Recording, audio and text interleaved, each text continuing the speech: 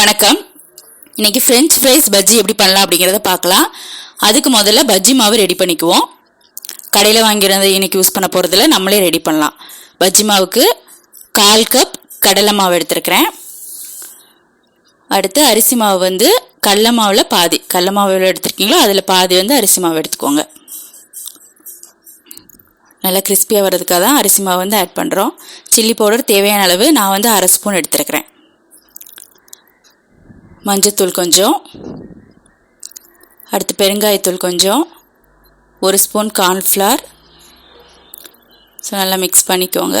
அடுத்து உப்பு மட்டும் ஆட் பண்ணணும். உப்பு வந்து உங்களுக்கு தேவையான அளவு ஆட் பண்ணிக்கோங்க.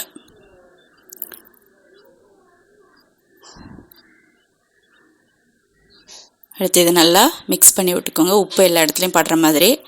அடுத்து கொஞ்சம் கொஞ்சமாக தண்ணி ஊற்றி மிக்ஸ் பண்ணுவோம். தண்ணி வந்து மொத்தமாக ஊற்றிடாதீங்க, கொஞ்சம் கொஞ்சமாக ஊற்றுங்க. அப்படி இல்லைன்னா தண்ணி ஆயிரும். கட்டியாகவும் இருக்கக்கூடாது, தண்ணியாகவும் இருக்கக்கூடாது.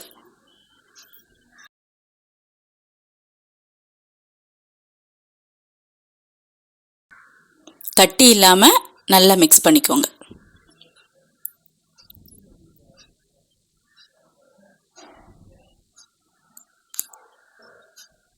ஓகே, இப்போ வந்து மாவு வந்து ரெடி ஆயிடுச்சு. அடுத்து பஜ்ஜி பண்ண ஸ்டார்ட் பண்ணிடலாம்.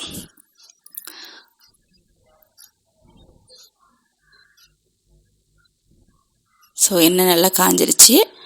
இப்போ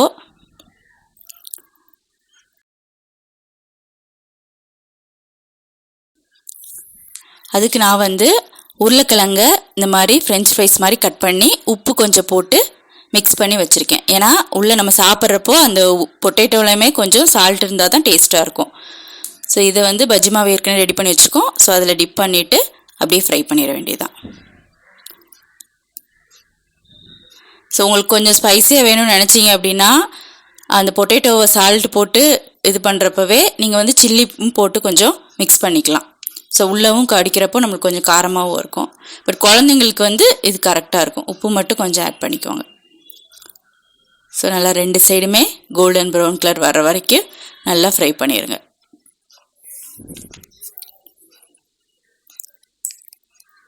கடையில் உள்ள மாவு வாங்கி கூட நீங்கள் யூஸ் பண்ணிக்கலாம்.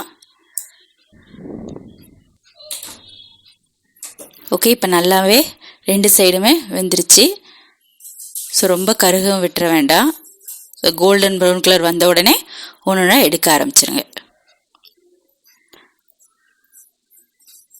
ஸோ ரொம்ப ஈஸியான ஒரு ஸ்நாக், கண்டிப்பாக ட்ரை பண்ணுங்கள். தேங்க்யூ.